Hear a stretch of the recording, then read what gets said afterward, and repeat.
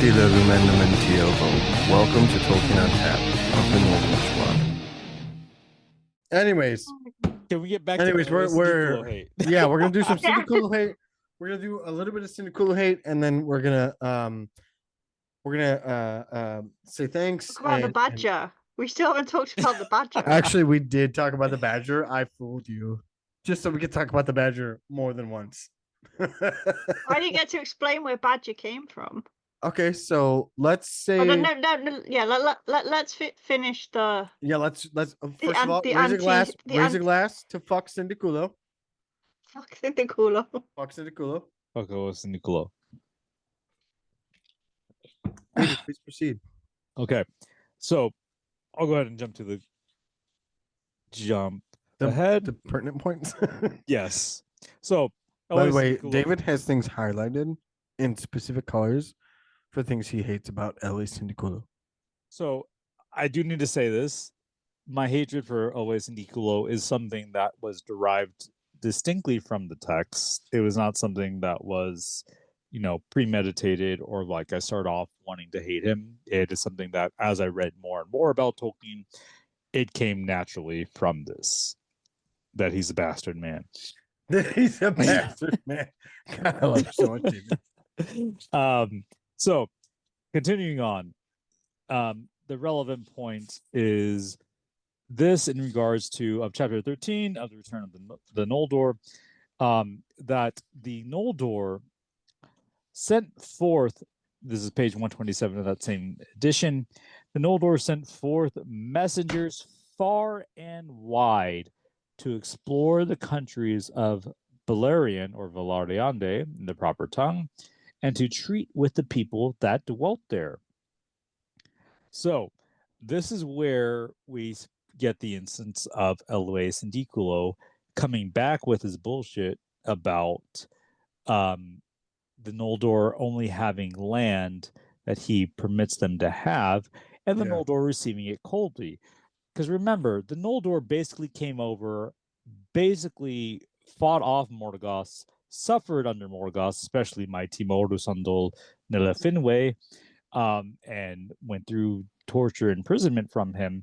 And so for him to come back and say, oh, you can only have this is the land I permit you, I will allow you to have, despite all this, and despite like all the other Northern Sindar, despite Kiryatan or Círdan's people being saved and succored by the acts of the Ñoldor, him coming to say that, like, dude, what the fuck? Like, we literally just saved y'all's asses. We ain't even here for that. Like, we're not here to colonize you motherfuckers. Like, we're here to basically deal damage to Morgoth. That's what we're about. Like, that's what we're here for. We want the Silmaril spec.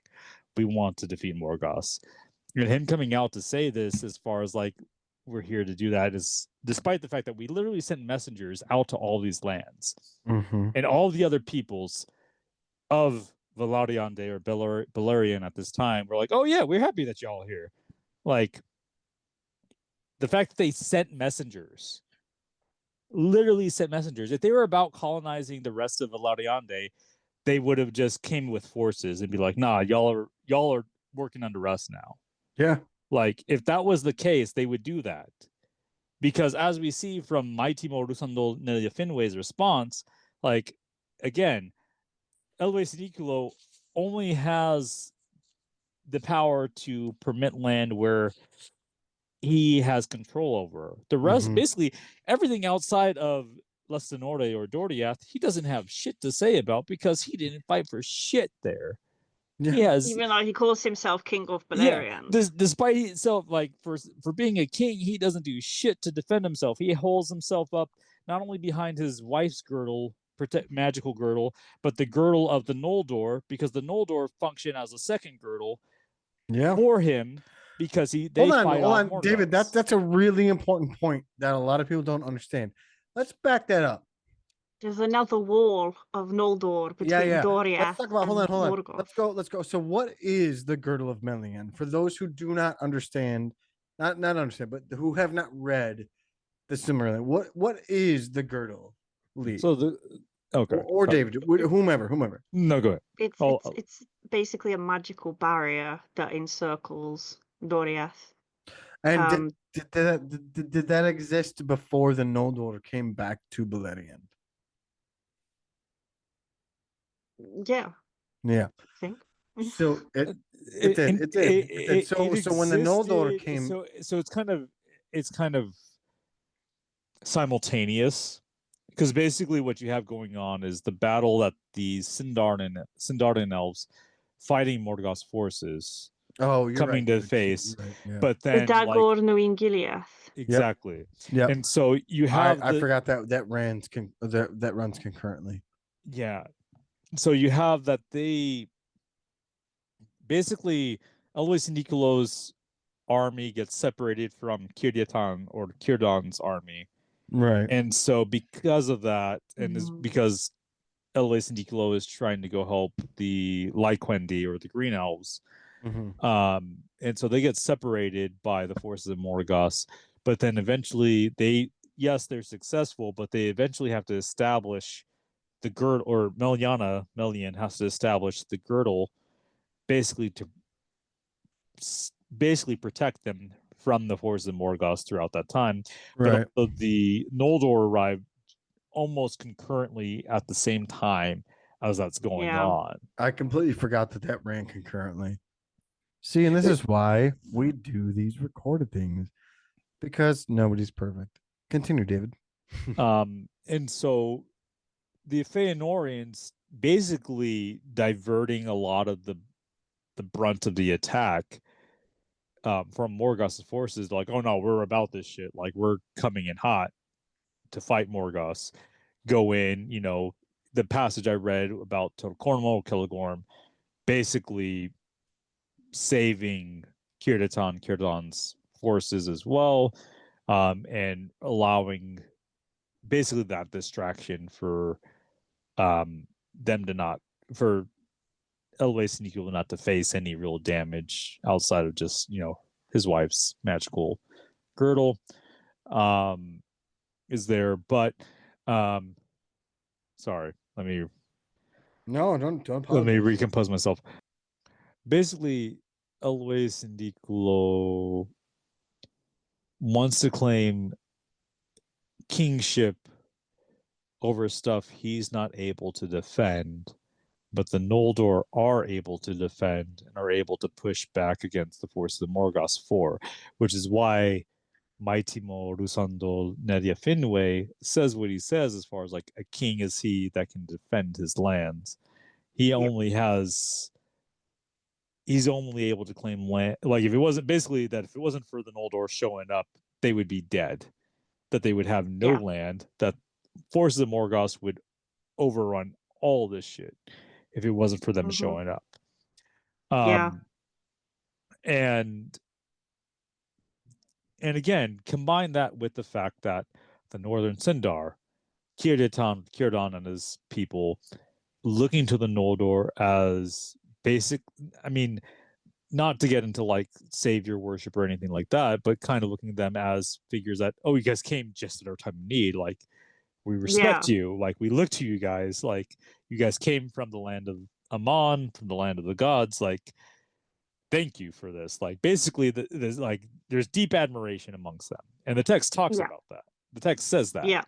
And the fact that the Noldor literally send emissaries out to all the lands to say, like, hey, let's, almost kind of implying, hey, let's form a union, let's form a coalition so that we can beat the shit out of Morgoth. Yeah. And the Northern Sindar like quite happily mix with the Noldor. What we get, so if we have these points, okay, let's retrace the pieces of evidence that we have from the text. The Noldor arrive. The Noldor save not just the Northern Sindar, which the Sindar that the Elwë and Nicolo and the Southern Sindar of Doriath Lestenore hate. The Noldor save Círdan, also known as Círdan. They admire the Noldor and they look to them and they're happy at their return. Also, we have the fact that the Noldor send emissaries. It specifically and distinctively says that the Noldor send emissaries to all the other regions, so that they can, basically form a coalition. Yeah. And to treat with and they sent forth messengers far and wide to explore the countries of Valariande or Beleriand, and to treat with the people that dwelt there. And this is where you have Elwë Sindiculo coming in, saying, "Now, King Elwë Sindiculo, welcome not with the full heart the coming of so many princes in might out of the west, eager for new realms, and he would not open his kingdom, nor remove its girdle of enchantment. For wise was the wisdom of Meliana or Melian. He trusted not that the restraint of Morgoth would endure. Alone of the princes of the Noldor, those of Ardafinwe, whose house were suffered to pass within the confines of Lestinore." So again, from this passage alone, we already see that the Noldor aren't trying to colonize the rest of the people of Valariande and Beleriand. Can I ask you a question, David? Sure. Who was just called wise in that passage? I'm not asking to make a point. I'm asking to double check how I view things. Meliana or Melian. Okay. That's all. I'm sorry to interrupt. Go continue. No worries.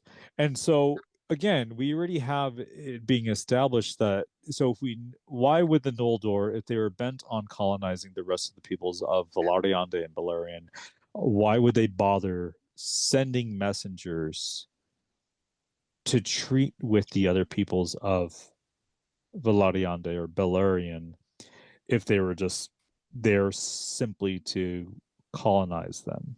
Yeah. And not only that, but we also have evidence. Are you saying we also have evidence after the fact that if the Feanorians wanted to colonize the people of Middle Earth, the Feanorians would have done that shit. Oh yeah, absolutely. We already know that if they were about that, they would have done that.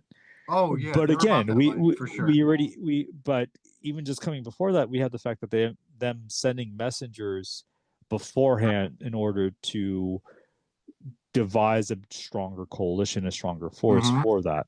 So then when Elwë Sindiculo responds via Angarato or Angrad that, you're only allowed to have, beware therefore how you princes of the west bear yourselves, for I am the lord of Beleriand or Valariande, and who seek to dwell there shall hear my word into Lestinore or Doriath. None shall come to abide, but only such as I call as guests who seek me in great need. And then it says, now the lords of the Noldor held council in Mithrim, and thither came Angarato out of Doriath or Lestinore, bearing the message of King Sindiculo. Cold seemed its welcome to the Noldor, and the sons of Feanaro were angered at the words. But Maitimo laughed, saying, "A king is he that can hold his own, or else his title is vain. Sindiculo does but grant us lands where his power does not run. Indeed, Lestinore alone would be his realm this day, but for the coming of the Noldor. Therefore, in Lestinore, let him reign, and be glad that he has the sons of Finwë for his neighbors, not the orcs of Morgoth that we found. Elsewhere it shall go as seems good to us." So Maitimo's correct in everything he does. So we get from this, especially after the hand, after losing the hand. That man, that elf does not man. I'm sorry, that was rude. That elf does nothing wrong from the time Findicano cuts him loose. I mean, he does a little bit, but he regrets it. But he regrets it. But he regrets it, David. And he's tortured about himself about it. But I was trying to bring it back to Arrested Development, like we generally do. It's like always either Sunny or Arrested Development. So it was a slight murder. Some light treason.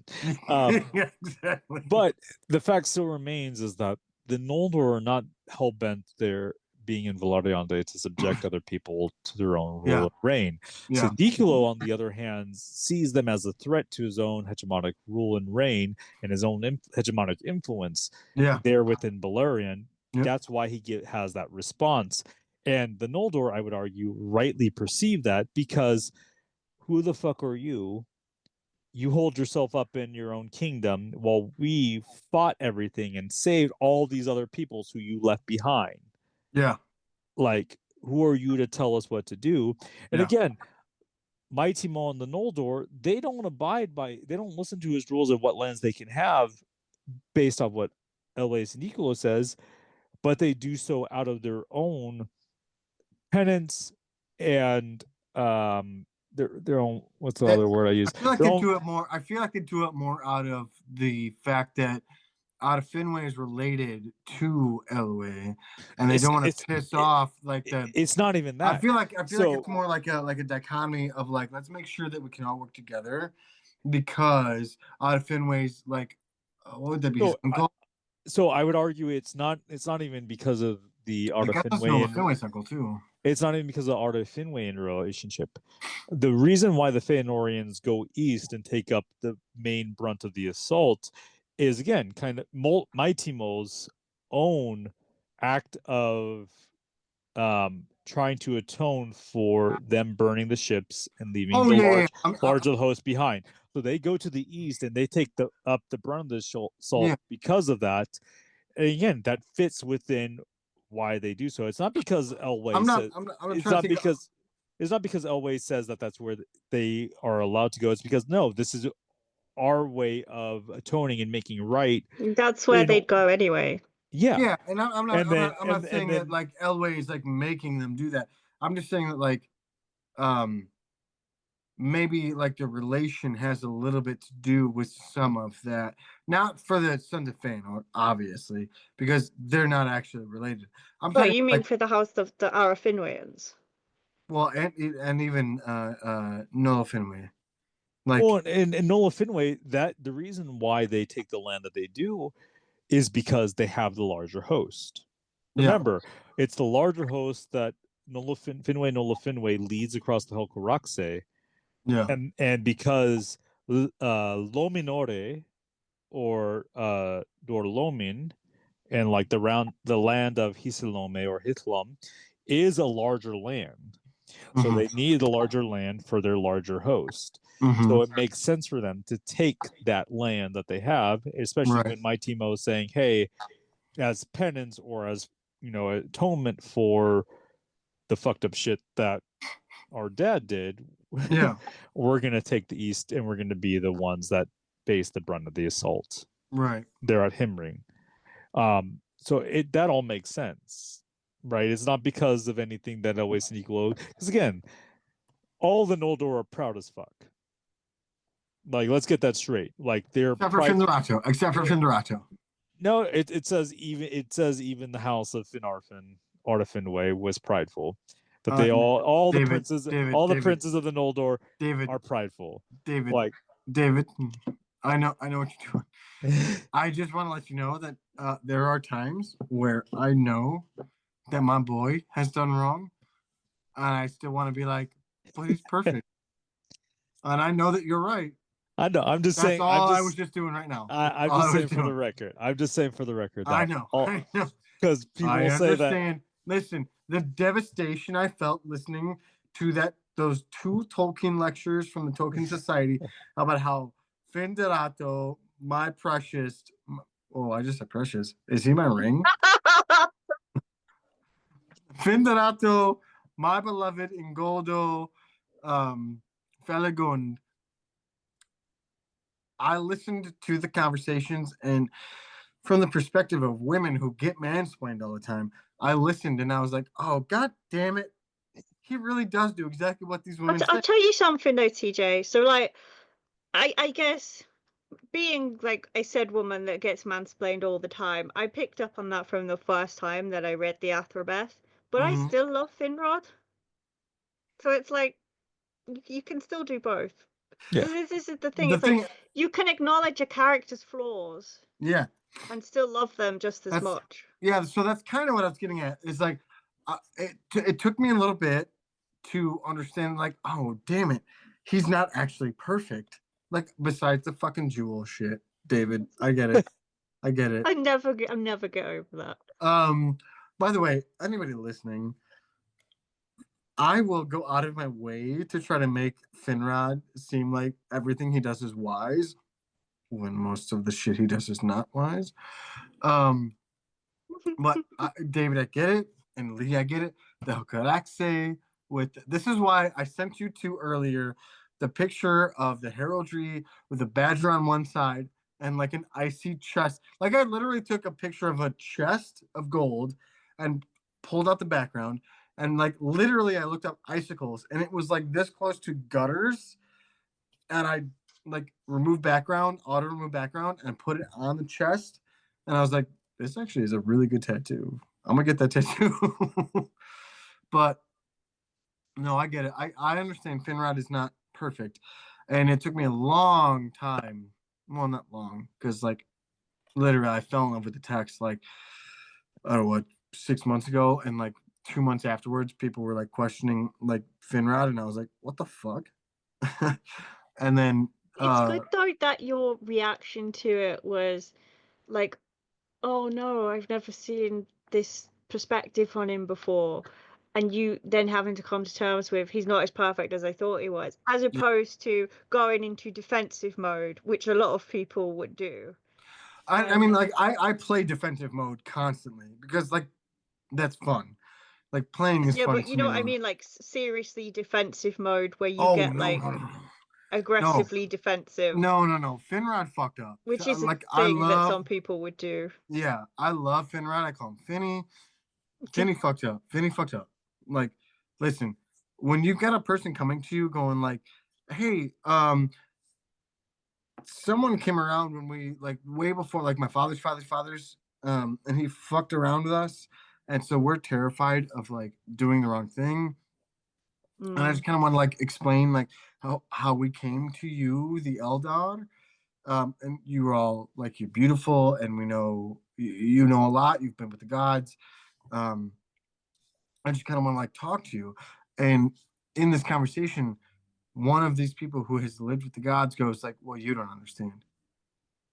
Like personally, I'd be like, the fuck? Yeah.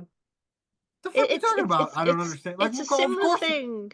Yeah. It's a similar thing. It's what I think that conversation between them two is very similar to the whole thing with the Numenorians later on, and how the whole gift of men thing to them is they're being told by a race of immortals who will never have to deal with death that death is great and it's a gift and they should like it.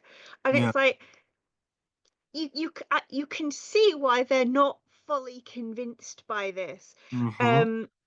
Even though we know from like our outside perspective that we in that universe it is a gift, but they're in that universe, they're being told that by immortals, and I think in that situation Finrod is so certain in what he's saying that he's just he's not even listening to what Andreth's saying to him, and he's not correcting her in the right way. He's just being very dismissive of what she's saying. He speaks he feel when he says stuff to her like, don't speak so of things so high above you, makes him sound like such an asshole. Can I just change my background when we talk about this? Yeah. And like it doesn't come from a place of malice or anything like that. Like I don't believe there is malice within Finrod. No. But it's like of all the it's like you don't have to mean it to engage in those behaviors. You know what I mean? Yeah. Of all the Eldar, I know that this like, and I'm not trying to like draw comparisons. Like I'm not trying to say like my favorite is better than your favorite is better than David's favorite. Of all the Eldar, I feel like Finrod truly is just trying to like be. Like he's just trying to exist and just be happy. And that's not to say that the others aren't. That's not to say the others aren't. But I feel like Finrod is like trying to not be part of the I mean, bullshit. given the guy the nickname Vassal is a bit. Listen, Lee, I was trying to be really sweet about what I'm saying, and you came in like stabbing me in the side. Sorry. Yeah. I'm sorry. Yeah. By the way, Jesus calls people vassal. God calls people vassal. People call people vassal. Like, I don't think we should start going down that route. No. Tolkien was a Christian. Let's do this shit. Vassal or Bond. Jesus, like, David came in like a fucking like raging drunk.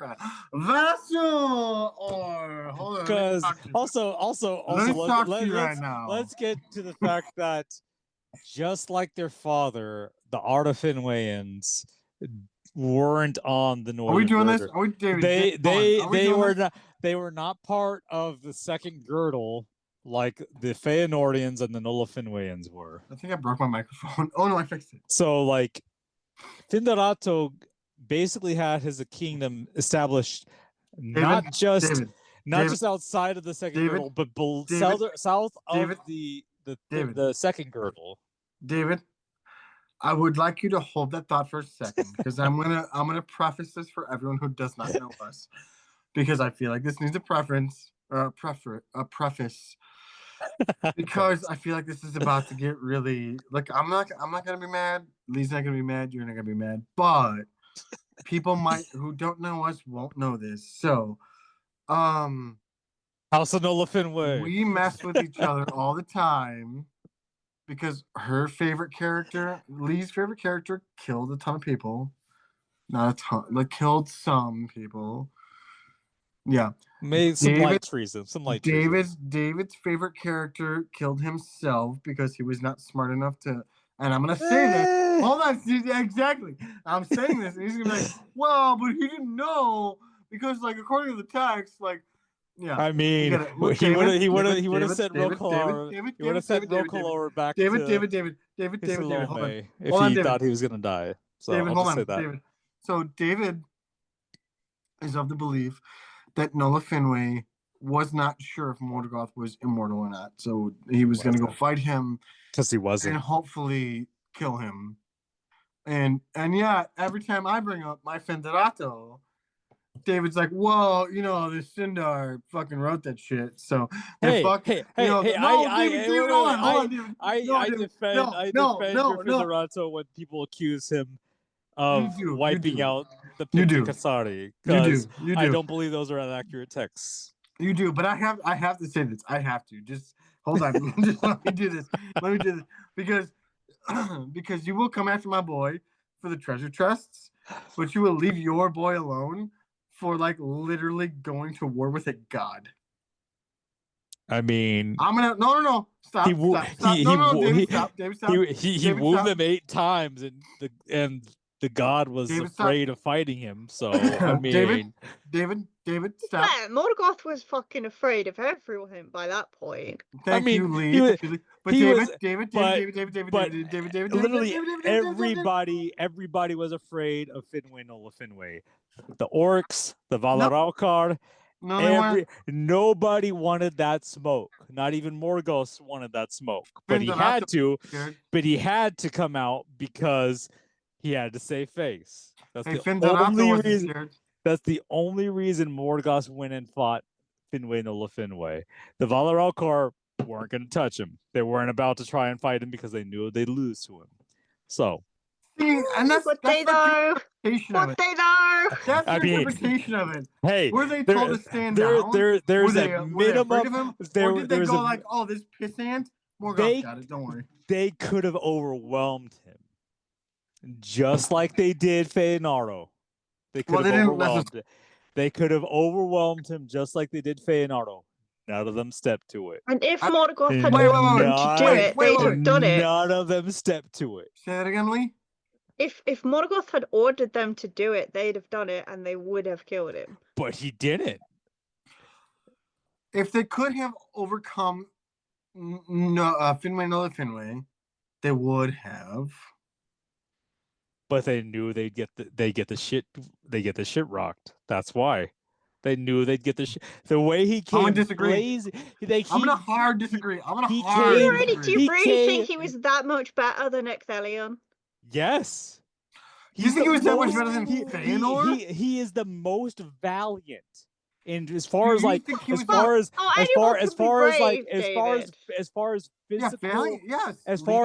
physical stature and bravery, he was the most valiant. He came with the blaze of Orome. He came blazing outside of Theoden King. He's the only Erohini who is likened to a Valar. Not once, but twice. Theoden's on the level of Fingolfin. Time out, everyone, all three of us. He is twice likened. David, you two, calm down, hold on. He is twice likened to a Valar. All three of us are drunk right now because David is so on this high horse. If you don't know David, by the way, this is David drunk.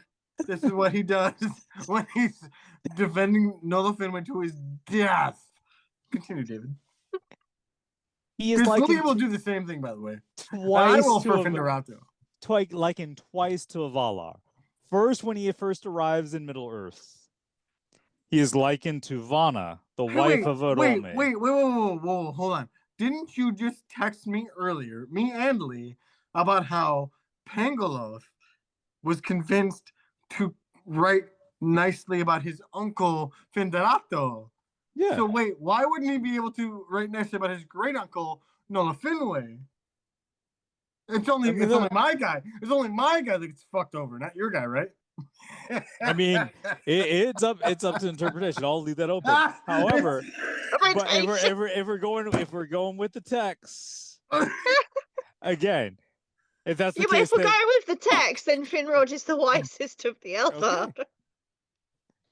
But then you don't see how that contradicts when it says that Feanor was the mightiest, despite the fact that he lost to the Valar Alcar, despite Valar Alcar not wanting to fight Finwë and Nola Finwë. And Finwë Nola Finwë fight, or were they told not to? I'm pretty sure Morgoth would have instructed any of his servants, go and fight this motherfucker. Like, he would have said that regardless. Where in the text does it say they did not want to fight him? Fight Finwë Nola Finwë? Yeah. The fact that they didn't step. What? They're still out on the battlefield, though. But Finwë Nola Finwë went to the gate. Well, weren't they still on the battlefield? Challenging. So they weren't even at Angband. Weren't they still out fighting the Dagor Bragola? No, because the siege of the Noldor lasted because they were at the gate. The siege of the Noldor lasted at the gate. They were keeping them hemmed inside. So the Valar. So they were right there at the gate. Yeah. But didn't the Balrogs go forwards with Glaurung and everything? Time out. Nope. If they're at the gate, time out. They're at the gate, and if somehow Finwë Nola Finwë can walk up to the door and blow his horn. No, David. The Balrogs are there, right? And Finwë's pissed and walks up, gets off of his fucking horse, unencumbered, and blows the horn. And Morgoth came. He can't. So but what wait. You're skipping. What the fucking Valar Alcar are doing at that point. But you're skipping over the fact that all of the hosts of Morgoth, it specifically states that all the hosts of Morgoth were scared, and the only reason Morgoth came was because he was he'd be afraid and ashamed of looking like a wimp to all of his other servants and thralls. That's the only reason. It says it in the text that the only reason he came was because of that fact, that he didn't want to look weak in front of the others, his servants. Wait, but aren't you the one who always says that, like, the Sindar changed it? Yeah. Right? What? Yeah. Maybe Finwë Nola Finwë got in good with one of the with Daeron. and maybe Dairon was in love with Finwë Nola Finwë. I mean, and he changed the story for him. If you can present the evidence and a reasonable explanation for that evidence, I am open to hear it. I love you so much. David, I am open to hear evidence you have for that. I have not seen that evidence. I love you so much, David. Specifically because of like when we fuck with each other like this. Except like you know way more than me, and when you fuck with me about Finderato, I'm like, I don't know what to do. And you're over here like, oh, listen, motherfucker. No, if Lee, Lee is over here. And David, I want to point out Lee is over here like patiently like, I will swear to God, I will fucking murder these two with my knowledge. I will say this: if you can present to me ample and reasonable evidence for that, I will gladly listen to it. Oh, the other evidence I have is that clearly Finwë Nola Finwë was suicidal. And he was like, "Fuck it, I'm done. My son's dead, or the one son that." But you see, that would conflict with it, right? Because painting Finwë Nola Finwë as suicidal would then mean that that the text itself was intentionally trying to paint a picture of him in a negative way, in that of the suicidal attempt, right? I've never interpreted it as negative. So I don't think he was actually suicidal. I think he knew he was going to die doing it, but I never interpreted it as a negative thing. So I'm gonna cut us all off here real quick.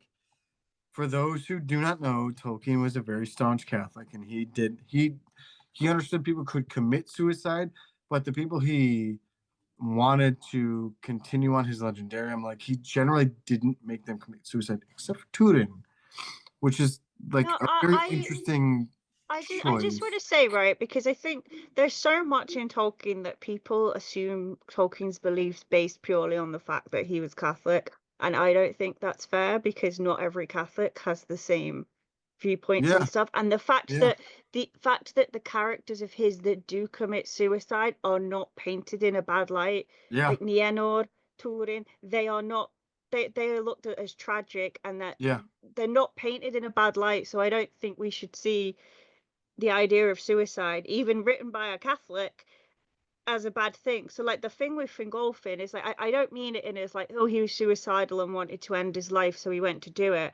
I see it more of, it was like well, if this is how we go down, then I'm going down fighting sort of thing. And I have never once thought of it with negative connotations. I've always thought of it as a brave thing, as like a last stand, a kind of like, if I'm going down, then I'll make sure you fucking remember me sort of thing. By the way, I held him in very high regard for. I've never ever intended that as a negative thing when they say the whole like suicide inverted commas thing.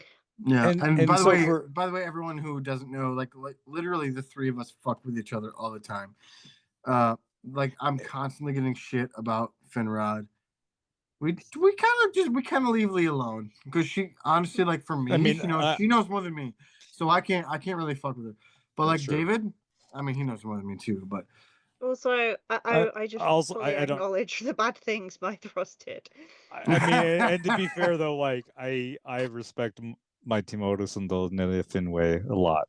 Like even with, again, I kind of overlook the fact that the oath and the effects of the oath for it, because I do respect the shit out of him, because he made the best of what he could with what he swore himself to, and kind of had to force himself to swear to, given his father and like the pressure from his father and the pressure of like all of his siblings. Like I can understand that. So like I tend to leave my Timo alone in that, because it's fucked up to what he had to go through, and I can acknowledge that. Like as far as like as staunch of a Finwë Nola Finwë fan I am, like I acknowledge Mighty Modus and Nelia Finwë as like a stand-up figure, despite the things he participated in, which he could quite easily have pressed his claim to the throne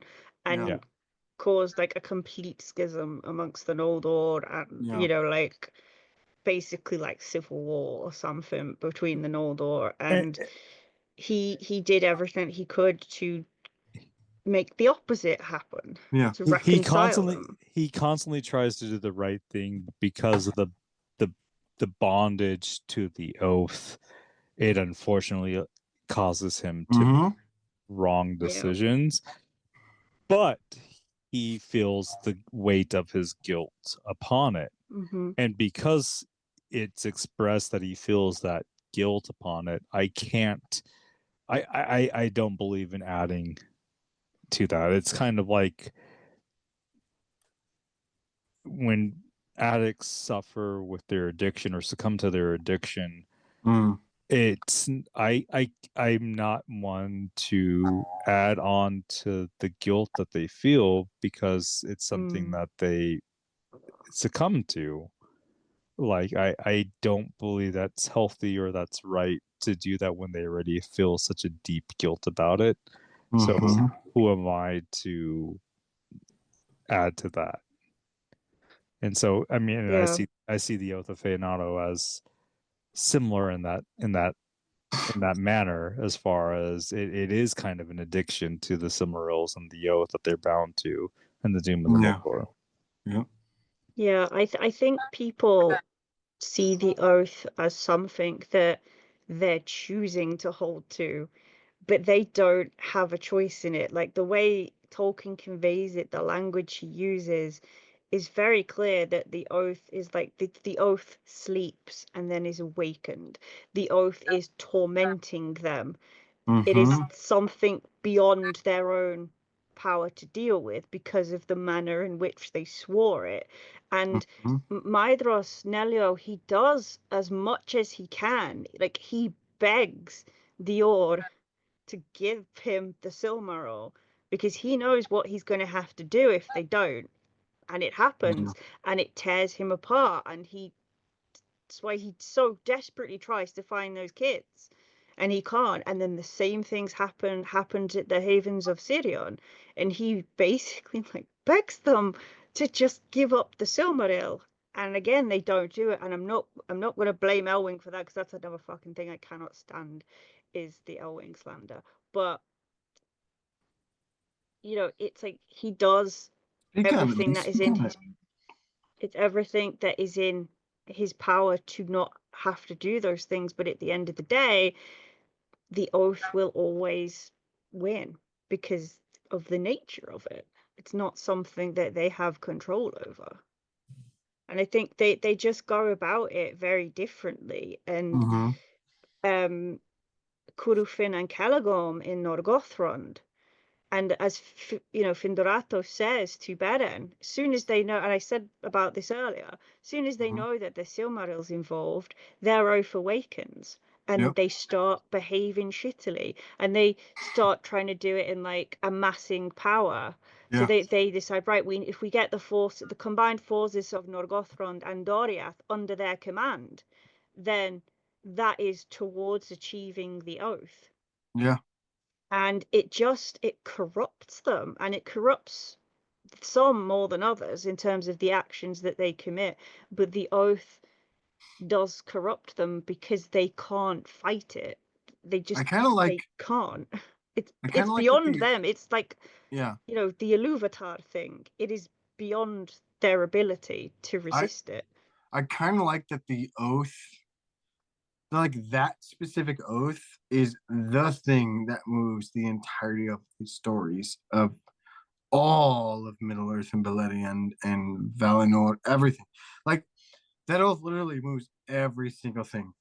Like there's nothing in the Legendarium that is not tied to that oath, and I kind of love that.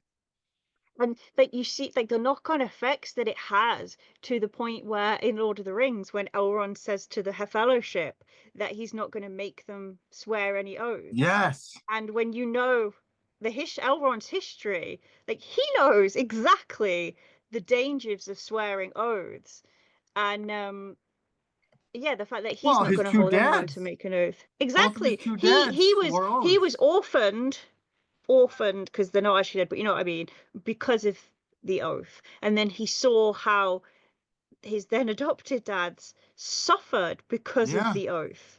Like, he knows probably better than anybody alive, and that's the such dangers of swearing an oath. And that's the thing that Tolkien, I mean, even kind of circling back to like with Tolkien and like people wanting to paint it as such black and white things, is when you get to Maitimo and Makalaude, or Maithros and Maglor, is that it's a both and. They both kidnapped and both adopted. Yeah. Elrond, and Elros as their children, and it's both a positive and a negative. Like, yeah, it's horrible that what they did to the Havens of Sirion, but at the same time, it's also a type of mercy and a grace and a type of guilt and shame that they feel that they adopt them for, and that's the depth of the level. As like, and their own grief as well, because they've just lost Ambarossa. Yeah, they just lost their own like twin brothers, and like not only they lost the Ambarusa, but also like the guilt Maitimo would feel for, was it Alareth and the other son of Dior. Yeah. And yeah, so absolutely. it's like I always imagined it feeling like he feels like he's seeing a ghost when he sees those kids. It's like, here is the two kids that I couldn't save last time, and he's like, and I think it's like, because the text talks more about Makalaude, but like, there's no way Maithros wasn't involved in it as well. But I always imagine it's like it takes him a bit more time, because he's kind of, I feel like he's just so done at this point. He's lost so much, and he's kind of like cut himself off a bit. But with time, it's like he warms to these kids, and he does love these kids, and he helps Maglor raise them, but he never forgets Elwëd and Elwrin. And yeah, that there's that weird, strange duality of, these kids are orphaned because of you, but you love them and raise them well. And it's like, and I always find it interesting, as somebody who obviously loves Delio, is to think about him from the perspective of Elwing. And it's crazy, because from Elwing's perspective, he is the literal monster of her nightmares. And this is why I go fucking crazy when I see anybody who criticizes Elwing for abandoning her children, for being a bad mother. Like, what she went through as a child. Like, she was like 3 years old when that happened, where her entire family was slaughtered. She was the only one of her family that escaped as a little kid. And now she's there, and she's an adult now, and she's got kids of her own who no doubt remind her of her two brothers. And then suddenly, these monsters from her childhood, they're back. There they are again. And the absolute, like, the level of like PTSD and trauma that she must have been going through then, like, she has no reason to believe that her sons aren't already dead, because she will remember they killed her brothers.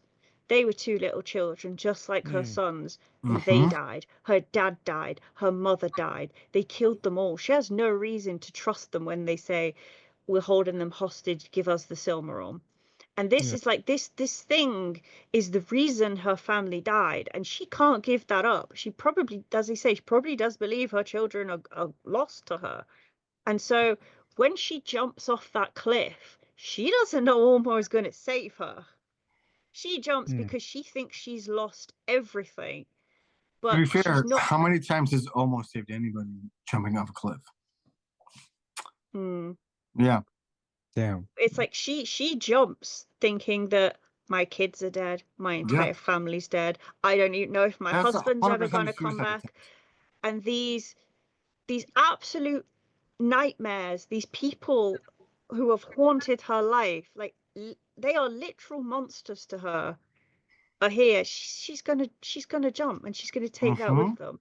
And seeing it, and there's some really good artworks as well of Elwing and Maedhros in them, and like it's wild to me to see them, because obviously it is like so opposite of how I see him most of the time. But I think it's important that I look at him from that perspective as well, because that is part of who he is as well.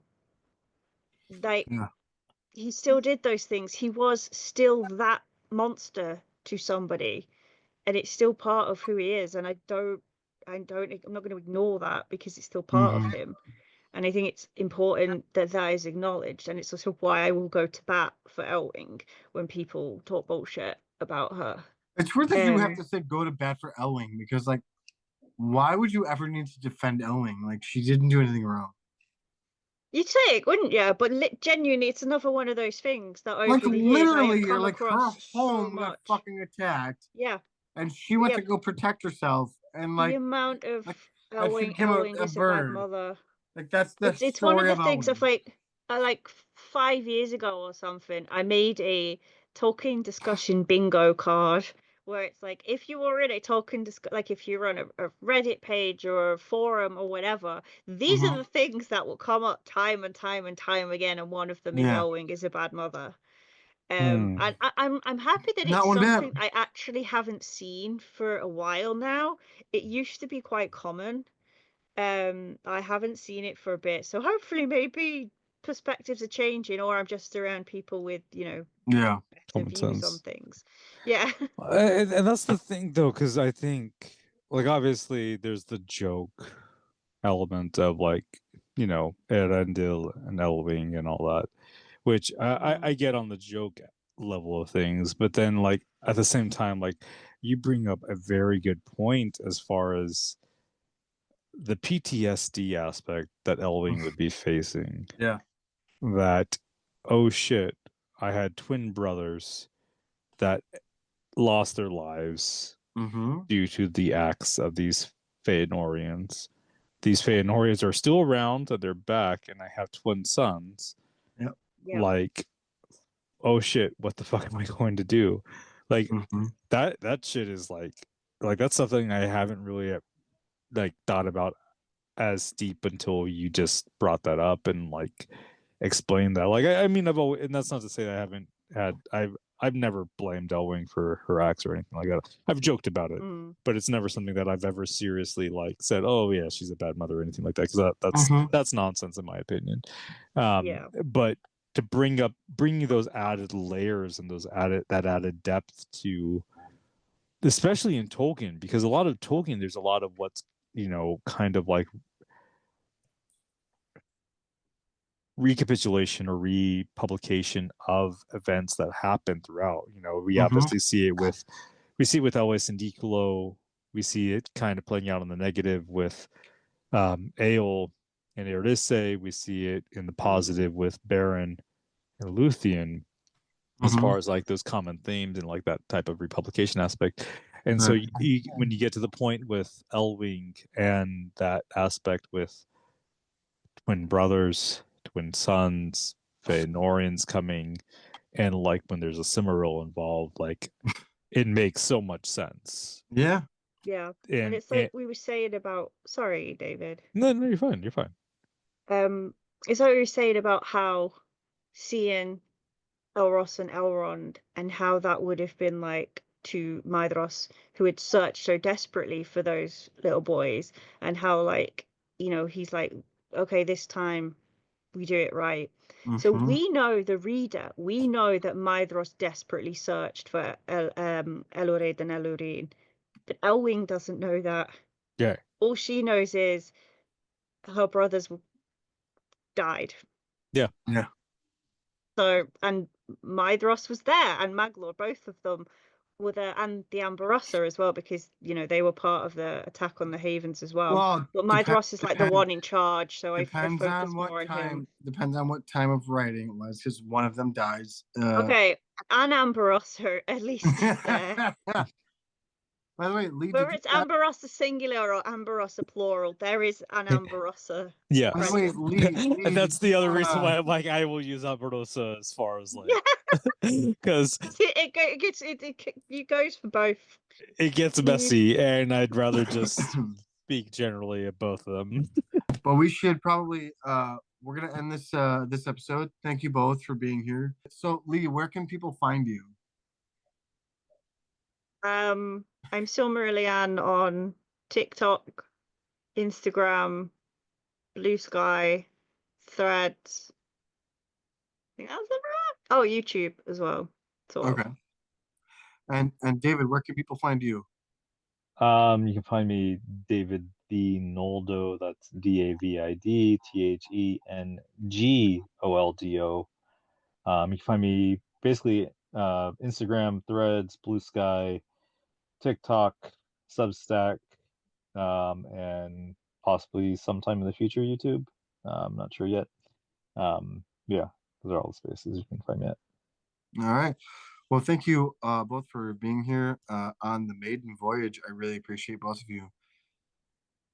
Thank you for having us. Thank you for having us. Have a good night. Well, that's going to do it for this episode of Tolkien on Tap. Thank you for listening. Be sure to like and subscribe and follow me on any of my social medias. I'm on Threads, Instagram, Blue Sky, and TikTok at @the_Neej. Namarie.